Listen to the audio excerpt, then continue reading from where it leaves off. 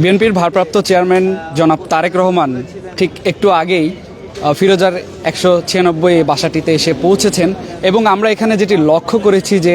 তাকে শুভেচ্ছা জানানোর জন্য তার পরিবারের সদস্যরা ঠিক গেটে দাঁড়িয়েছিলেন, একদম গেটে এসে দাঁড়িয়েছিলেন। এবং আমরা দেখেছি যে জনাব তারেক রহমান যখন তার গাড়ি বহর নিয়ে আসছিলেন ঠিক তার 5 থেকে 10 মিনিট আগে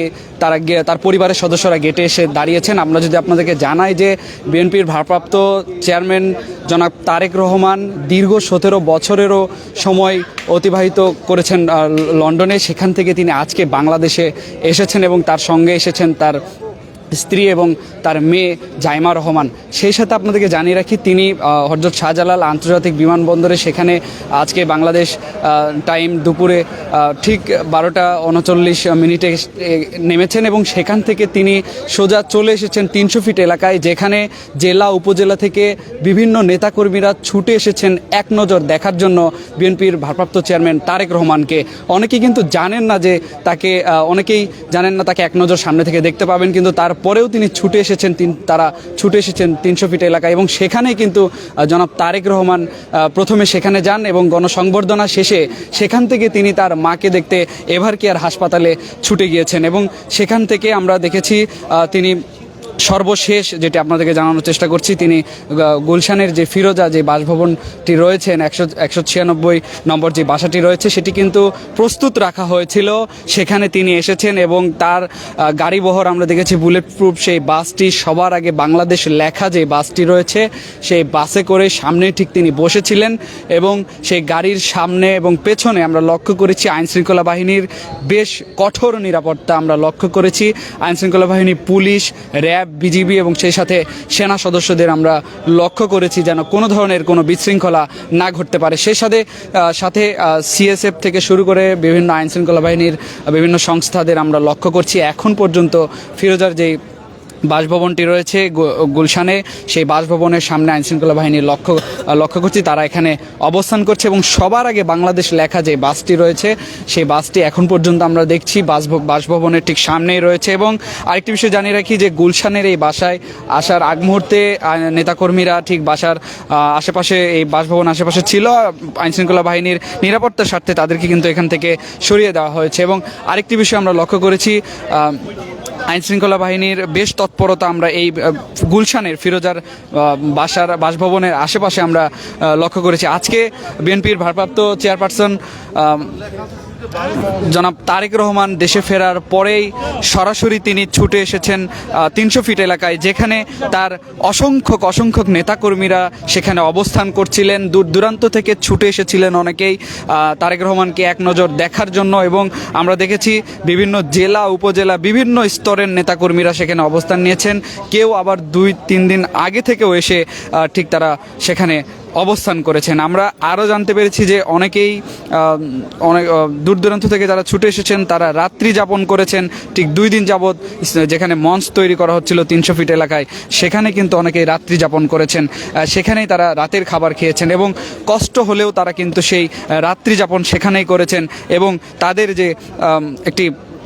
আশা আকাঙ্ক্ষা তাদের দেশ নেতাকে তারা সামনে থেকে এক নজর দেখবেন, অনেকেই সামনে থেকে কিন্তু তারা দেখতে পাননি, তারপরেও কিন্তু তারা সেখানে অবস্থান করছিলেন, রাত্রি যাপন করছিলেন। দর্শক, এই মুহূর্তে আপনারা যেমনটি জানেন যে তারেক রহমান সরাসরি ফিরোজার যেই বাসভবনটি রয়েছে 196 নম্বর যে বাসাটি রয়েছে ঠিক সেখানেই কিন্তু তারেক রহমান চলে এসেছেন এবং একটু আগেই এসেছেন এবং এখন পর্যন্ত আমরা ক্যামেরার সামনে যেমনটি দেখছেন যে তা সবার আগে বাংলাদেশ লেখা যে বুলেট প্রুফ বাসটি সেটি এখন পর্যন্ত রয়েছে। আইনশৃঙ্খলা বাহিনীর তৎপরতাও বেশ কঠোর আমরা লক্ষ্য করছি। আমরা কথা বলতে চাই, আজকে আমাদের সঙ্গে সারাদিন এয়ারপোর্টে ছিলেন আমাদের ইত্তেফাকেরই সহকর্মী নাহিদ ইসলাম, আমরা তার সঙ্গে একটু কথা বলবো, তিনি কি দেখেছেন সকাল থেকে আপনার কাছে একটু জানাতে চেষ্টা করবো আমরা। ফেরদৌস, আপনাকে ধন্যবাদ। আসলে সকাল থেকে কিন্তু নেতাকর্মীরা বিমানবন্দরে এয়ারপোর্টের সামনে জড়ো হচ্ছিলেন এবং আইনশৃঙ্খলা বাহিনী থেকে শুরু করে সেনাবাহিনীর পক্ষ থেকেও কিন্তু বেশ নিরাপত্তা জোরদার করা হয়েছিল এবং সেই নিরাপত্তা জোরদার কিন্তু আসলে আমরা বেশ ব্যাপক কিন্তু আসলে আইনশৃঙ্খলা বাহিনী তারা কিন্তু এয়ারপোর্টে অবস্থান নিয়েছে এবং সবার আগে বাংলাদেশ যে গাড়িটি সেই গাড়িটি করে কিন্তু তারেক রহমান ঠিক বিমানবন্দরে অবস্থান নিয়েছিলেন এবং সেখানে বিএনপি স্থায়ী কমিটির নেতাকর্মীরা সালাউদ্দিন আহমেদ থেকে শুরু করে গয়েশ্বর চন্দ্র রায় থেকে শুরু করে বিভিন্ন গুরুত্বপূর্ণ নেতাকর্মীরা তারা কিন্তু তারেক রহমানের সাথে দেখা করেছেন, মতবিনিময় করেছেন। এরপরই কিন্তু আসলে এই বুলেট প্রুফ গাড়িতে করেই কিন্তু তারেক রহমান ঠিক সামনে বসে কিন্তু তারেক রহমান হাত নাড়িয়ে কিন্তু আসলে নেতাকর্মীদেরকে কৃতজ্ঞতা জানাচ্ছিলেন এবং তারেক রহমান কিন্তু আসলে সেখান থেকে কিন্তু আসলে তার যে গাড়িবহরের সামনে সেনাবাহিনী থেকে শুরু করে বিজিবি, পুলিশ, সকল স্তরের যেই আইনশৃঙ্খলা বাহিনীর যে নিরাপত্তা প্রোটোকল, সেই প্রোটোকলটি কিন্তু আসলে চোখে পড়ার মতো তারা কিন্তু সামনে রয়েছিলেন এবং তারেক রহমান কিন্তু গাড়ির সামনে হাত নাড়িয়ে নেতাকর্মীদেরকে কৃতজ্ঞতা জানাচ্ছিলেন এবং দীর্ঘ 17 বছর পর তিনি কিন্তু বিমানবন্দর থেকে নেমেই কিন্তু আসলে তার একটি ভিডিও কিন্তু ইতিমধ্যে আপনারা দেখেছেন, বিভিন্ন গণমাধ্যমে দেখেছেন যে তিনি তার যেই খালি পায়ে কিন্তু আসলে তিনি মাটিতে দাঁড়িয়েছিলেন এবং এরপরেই কিন্তু আসলে তিনি গাড়ির বহরে উঠেছেন এবং গাড়ির বহরে করে তিনি ঠিক 300 ফিটের দিকে তিনি যাচ্ছিলেন এবং সেখানে কিন্তু আমরা দেখছিলাম যে নেতাকর্মীদের ভিড় আসলে চোখে পড়ার মতো। বাংলাদেশের বিভিন্ন প্রান্ত থেকে তারা এসেছেন তারেক রহমানকে এক নজর দেখার জন্য কিন্তু আসলে তারা এসেছেন এবং তার যেই তারেক রহমানের যে হাত নাড়িয়ে যে কৃতজ্ঞতা জানাচ্ছিলেন নেতাকর্মীদেরকে, সেই দৃশ্য কিন্তু আসলে দেখার জন্য কিন্তু নেতাকর্মীরা উপচে পড়া ভিড় দেখা যাচ্ছিলেন এবং আইনশৃঙ্খলা বাহিনীর কিন্তু বেশ তারেক রহমানের যে গাড়ি বহরটিকে 300 ফিটে নেওয়ার জন্য অনেকটাই কিন্তু আসলে কষ্ট বলাই যেতে পারে যে সাধারণ মানুষ থেকে শুরু করে উৎসুক জনতা, নেতাকর্মীরা বাংলাদেশের বিভিন্ন প্রান্ত থেকে তারা এসেছেন এই 300 ফিটে। সেখানে তিনি 17 মিনিটের একটি বক্তব্য দেন। সেই 17 মিনিটের বক্তব্য তারেক রহমান কিন্তু আসলে তিনি বক্তব্য শেষে কিন্তু তিনি নেতাকর্মীদের উদ্দেশ্যে তিনি একটি বলেছিলেন যে তারেক রহমানের একটি বিশাল বড় একটি প্ল্যান রয়েছে, যেই প্ল্যানে কিন্তু আসলে তিনি বলছিলেন যে নেতাকর্মীরা ভাবছেন যে তারেক রহমানের হাত ধরেই বাংলাদেশ এগিয়ে যাবে, নতুন বাংলাদেশে একটি নতুন প্ল্যাটফর্ম তৈরি হবে, এমনটাই কিন্তু আসলে আশা করছেন নেতাকর্মীরা। এবং 300 ফিট থেকে তিনি কিন্তু সোজা এভারকেয়ার হসপিটালে তার মাকে দেখার জন্য তিনি কিন্তু এসেছেন। সেখানে দীর্ঘক্ষণ কিন্তু আসলে ছিলেন। বেগম খালেদা জিয়ার শারীরিক অবস্থা এবং তার যেই ডক্টররা রয়েছেন তাদের সাথে কথা বললেন তিনি। এরপরে কিন্তু আসলে কিছুক্ষণ পরেই তিনি তার যেই বাসভবন 196 নম্বর যে বাসভবন এই ফিরোজায় এসে তিনি তার পরিবারের যেই বর্গ রয়েছে, পরিবারবর্গরা কিন্তু আসলে ভিতরে অপেক্ষা করছিলেন। আমরা আপনাদের দেখানোর চেষ্টা করছিলাম যে লাইভে আপনারা দেখছিলেন, সেখান থেকে কিন্তু আসলে তারেক রহমান তার যে গাড়িবহরটি একেবারে সামনে বসেছিলেন, গাড়ি থেকে নেমে তার পরিবারবর্গ তাকে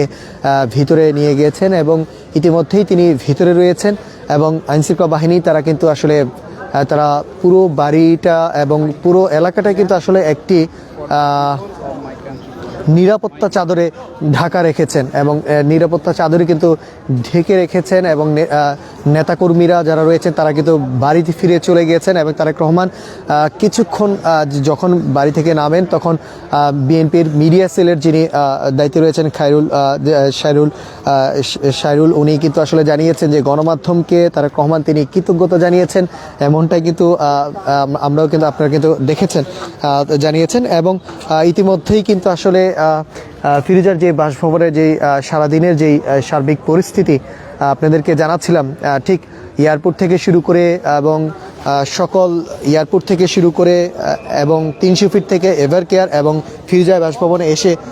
শেষ করেছেন এবং সেই বিষয়টি কিন্তু আপনাদেরকে জানাচ্ছিলাম এবং এই ছিল আজকের সার্বিক পরিস্থিতি। এখন আমরা যাব ফেরদৌসের কাছে। আসলে ফেরদৌস, আপনি কি দেখেছিলেন আসলে ফিরোজার সামনে তারেক রহমান যখন বাড়ি ফিরেন তখন তার পরিবারবর্গরা আসলে কিভাবে তাকে নিয়ে জানান, সেই বিষয়টি জানাবেন আমাদের ফেরদৌস।